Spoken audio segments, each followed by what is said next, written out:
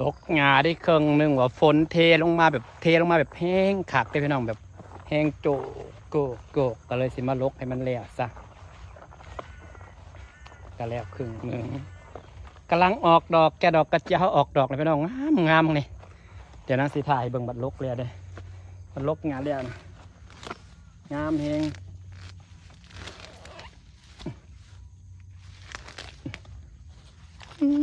เต็มหนา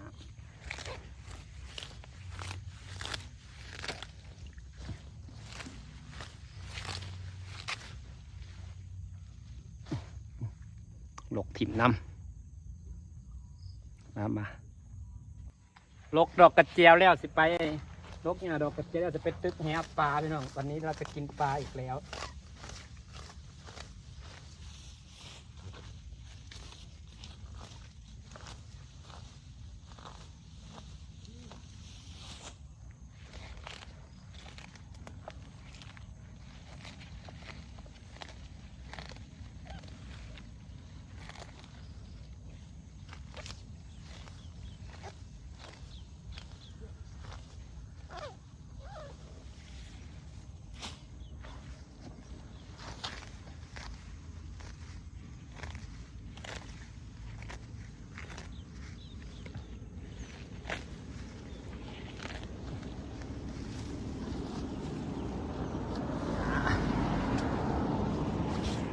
ดอกกระเจียวข่อยงามเลยเด้อพี่น้องมองเนี่ยจะเบิ่งต้นดอกกระเจียวข่อยเนี่ยงามมองเนี่ยโอ้ยนี่กำลังออกดอกนี่กำลังดอกกำลังฝนผู้จะเอาดอกกระเจียวออกไปกินก่อนเด้อนี่ได้กินของตัวเองแล้วเย่ได้กินดอกกระเจียวตัวเองแล้วพี่น้องตอนนั้นขอแต่ของสลอยกินของตัวเองก็ใหญ่เลยนี่ต้นมันงามๆมันพี่น้องนางปลูกเป็นแถวแบบเป็นแถวสิเนี่ยทำงานปะแถวไผ่แถวมันแถวไผ่แถวมันผูต้นกำลังใหญ่งามขัดเลยนี่ต้นมันสิเป็นแถวถ้าเบิ่งหมดมันออกกอใหญ่ก็ของสลอยทำสีงามทำสีเก็บหมวนพี่น้องนี่กอดอกกระเจียวนะป้างามอีกดีพี่น้องอันนี้คือกอดอกกระเจียวนางนะคะ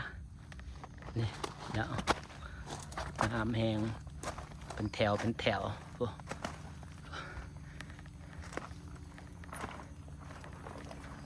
กำลังเริ่มออกดอกขึ้นแล้วนี่มันทับทอนหญ้าแล้วเนาะมันทับทอนหญ้าแล้วมันก็สิประมาณนี้อื่นจะสิเก็บหญ้านี่พี่เนาะโอ้เป็นแถวงามดอกกระเจียวพอลล่ากำลังเป็นดอกแล้วเด้อหญ้าคล้องใส่ไก่กับเขียวกดแล้วพอแล้วก็สิ้นได้มาไหลหุบหญ้าทิพย์ในบัดนี้บางต้นมันฟังในซิตี้เนี่ยพอตอนปลูกเริ่มแรกนะมันสีนี่เนาะบอกคิดว่าหัวมันสีหลายนะนี่วันนี้พอนางทอนหญ้าแล้วนะงามเด้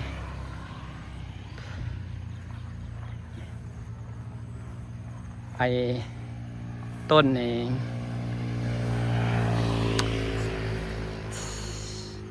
พี่น้องจะเบิ่งจะหน่อยในต้นไทรเกาหลีมันหนาแนมบดทะลุแล้วก็มันก็สิเป็นแพงขึ้นแล้วก็ทางกลางก็เป็นทางย่างอันนี้ก็สิเป็นดอกกระเจียวขันสาธุโตแล้วก็ออกหมากนะลูกนี่งามเลยพี่น้องอันที่นั่งลื้ออันผ่าลงนะคือแบบว่ามันอันนี้เด้มันช่วงนี้มันอากาศมันคืบมันนะอากาศมันคืบมันบ่แดดก็เลยแบบนี่คือมันบ่แดดแล้วก็เลย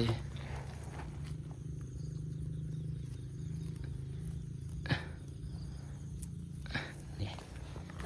คือมันบ่แดดกะเลยเอาต้นเอาผ่าแสลงลงให้เพิ่นได้กินแดดได้จักหน่อยงามเลยนะพี่น้องนี่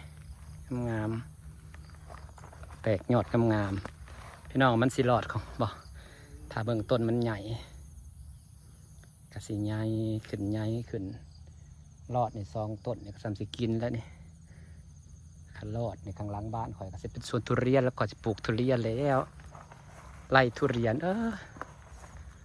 ต้นละมุดต้นนี่กำลังใหญ่พี่น้อง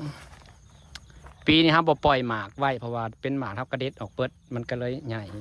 คันปล่อยหมากไว้แล้วต้นบ่ใหญ่พี่น้องมันไปเลี้ยงหมากมันเบิดนี่งามแห้งดอกกระเจียวนะพี่น้องเดี๋ยวเราก็จะได้เก็บแล้วบอกเกินอาทิตย์แล้วต้นใหญ่ปานนี้จะออกดอกนี่เห็นป่ะนี่เขียวงาม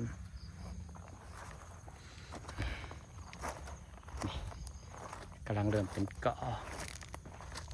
ดอกกระเจียวดอกกระเจียวเริ่มจุ่มจีดอกกระเจียวงามนะพี่น้องก็กรอบแล้วก็หมักตรงที่มันกรอบไปเลยดอกกระเจียวเริ่มงามอันนี้คือต้นส้มฝนตกงามหลายกะอื่นจังสิมาไหลนี่ดอกกระเจียวเฮาเป็นจังสิมาไหลเก็บขี้รอบๆนี่ออกไปหาเพื่องหาสื่อเพื่องใส่ดิ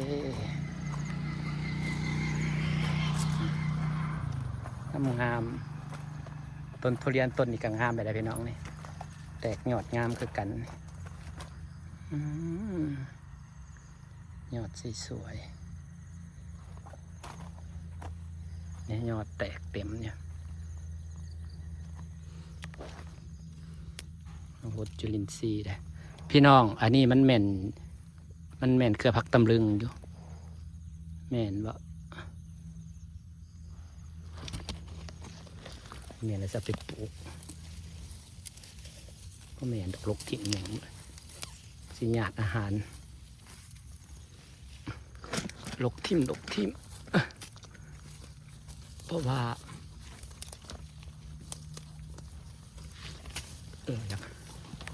ต้นทุเรียนเราโตนี่โอ้ยมันออกยอดเลยพี่น้องนี่รุ่นน้ำข่อยได้ว่าต้นทุเรียนข่อยสิใหญ่ป่ะพี่น้องออกยอดงามแล้วผู้ออกยอดเต็มสวัสดีค่ะ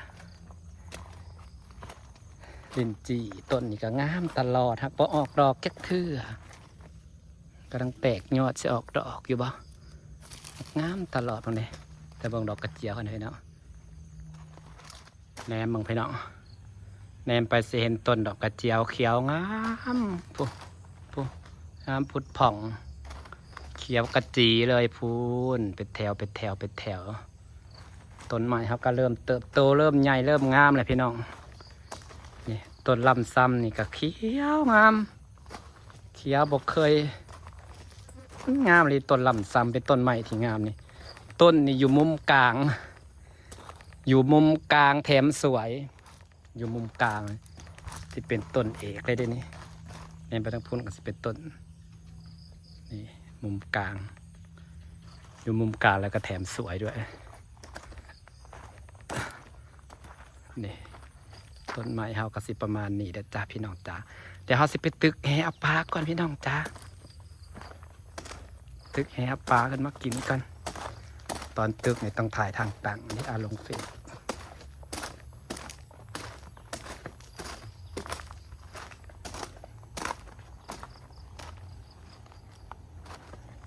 ไปเอาแห่กันเด้อ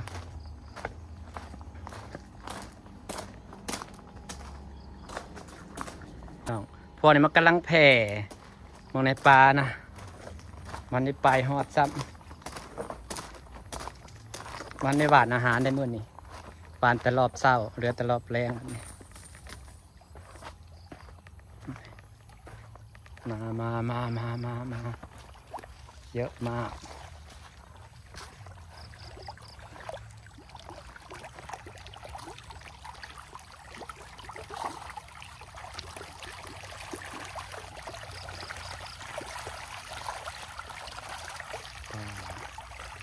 คอยตึกหรือคอยจะไปปดเบิดเดี๋ยวใดวันนี้มันคือมาหลายเนี่ยเขาจะไปปดเดี๋ยวใดพี่น้อง อืม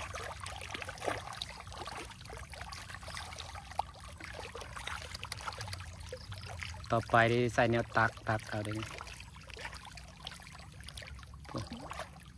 แตกสะเซล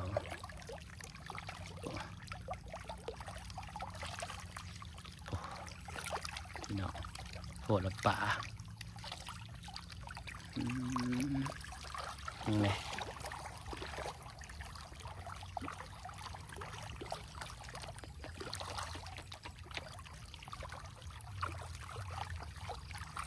เกินไป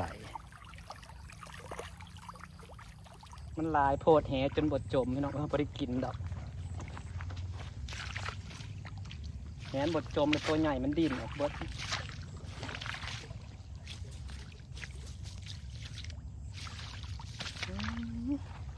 พอได้ปลาจักโตได้แต่ตัวน้อย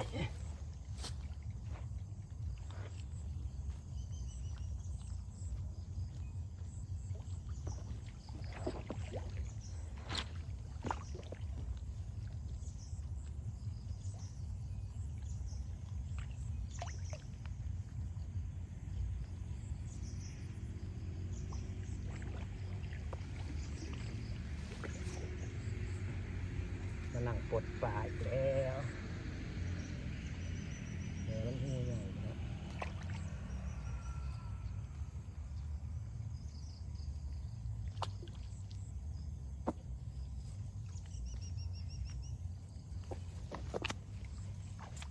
แหมันหูน้อยพอถือปลาใหญ่จักโตแหจมซ่าโคตร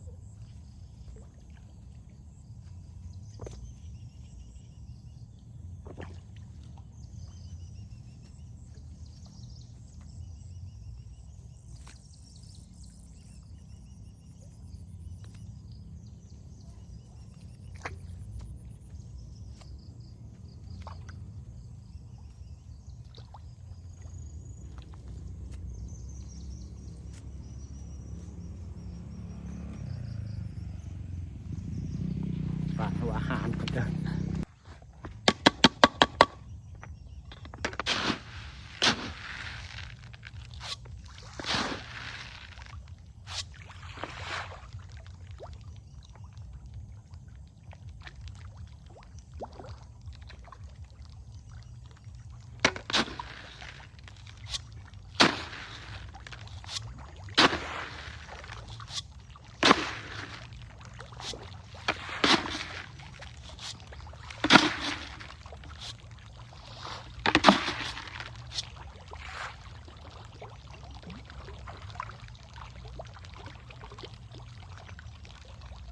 จะได้ปลากินอยู่เลยเนาะ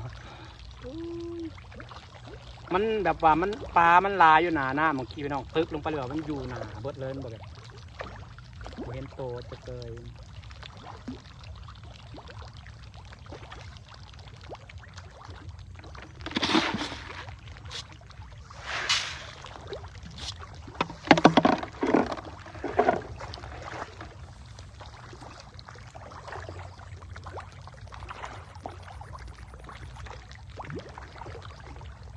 ปลามันหลายโปวดพี่น้อง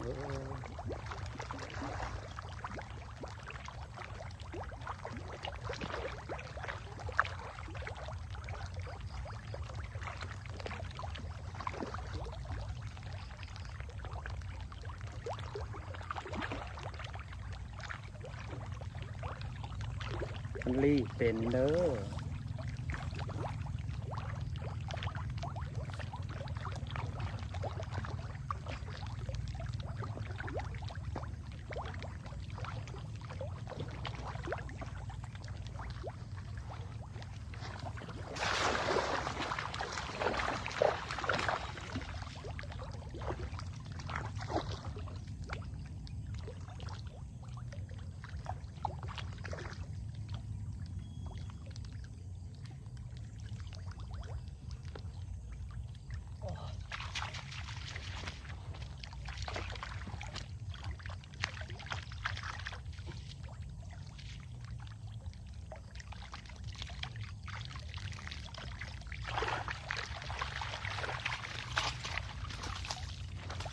เบิ่งปลานะพี่น้องความลายของมันนะความลายของปลาน้อยนะหลายเกินพี่น้องเวลาตึกมานะตึกกินดูพอได้ดอกให้มันใหญ่เบิดก่อนมันลายโพดมันแบบพอไหวปลดปลาน้อยมันนี่เอาขึ้นมาเป็นกองๆเลยลายแห้งป่านะมันแผ่เลยเนาะพี่น้องเนาะคานปลดตรงนี้มึงในปลานะพี่น้องตึกบาทหนึ่งคือปลดปอไหวต้องใส่แหหูใหญ่นี่แหละจังกัดสิบริตึกกินดุดอกปอไหวปลดปลาน้อยลงอย่ามันตายมึงไหมมึงในปลานะพ่ออีแม่ปลาโอ้ปลดไหวบ่หลายโพดเดี๋ยวพี่น้องเอ้ยซ้ำนี้ก่อนนะห้างสิปลดปลาก่อนได้3 โตพอดีกินนี่ความงามมันกามงามแห้งปลานะพี่น้องนี่มันนี่งามแบบว่าคักนะมือนี่เศษลาดพริก